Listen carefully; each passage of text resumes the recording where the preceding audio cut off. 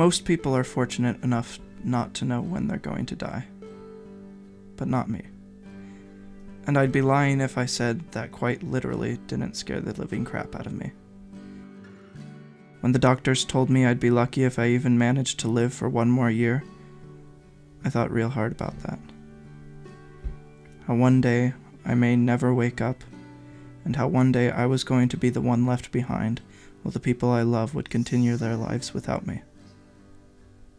Life suddenly began to revolve around the fact that death is inevitable. Some sooner than others. I even prayed to God to make things better, although I never really was quite the believer my family thought I was. But regardless, my story afterwards is a little bit different. I stopped going to school once the news about my condition somehow came out, and not for the reason you'd think.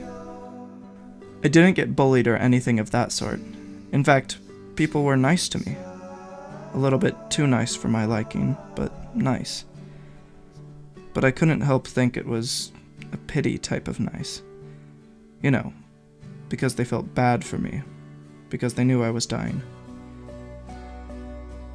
The school told us that I would need a tutor in order to continue my studies from home, so one day my mom brought home Daly, a girl my age from the school across from mine, to tutor me every Monday, Wednesday, and Friday.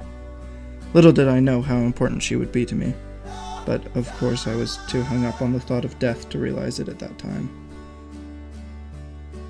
And I know you are probably wondering why I'm telling you my life story, and quite frankly, I am too. But I guess this is my way of saying sorry.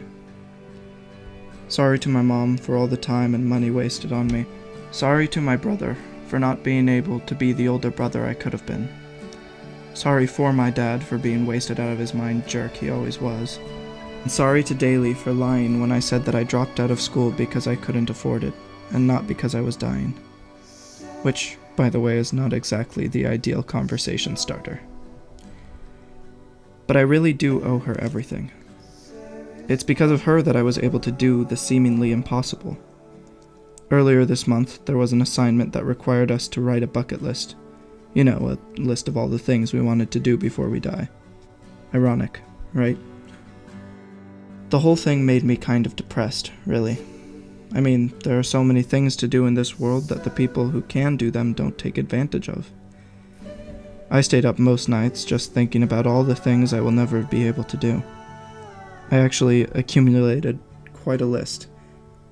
But that's all it was. A list. A list that would probably end up being stuffed under my bed or something. But Daly thought otherwise. She, of course, didn't know I was dying at the time, but she did know that I was never one to stray farther than a mile from my house.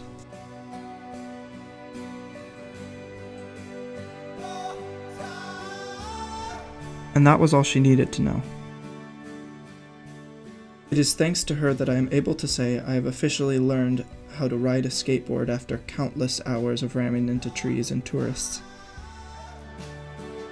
It is thanks to her that I was able to learn how to play the guitar without any real prior knowledge in rhythm, let alone music. It is thanks to her that I got over my fear of heights. God, never in my 16 years of living have I met someone as persistent. We even got to go to my favorite restaurant, Johnny Rockets, and I went there every day after school since the 9th grade. I've always lived for their vanilla milkshakes. God, we must have checked off at least 20 things off of that bucket list, just over the course of 1 week. And I owe her everything for that.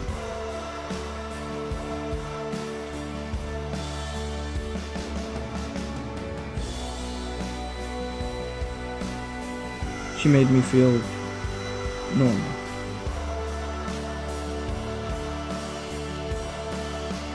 I know I never have been real good with the whole goodbye thing, considering that I couldn't even get myself to go to my grandma's funeral.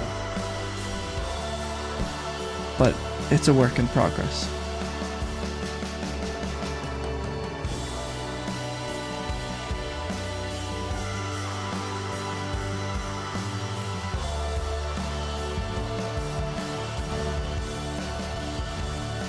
Thanks for the ride of my life. Caden Sullivan.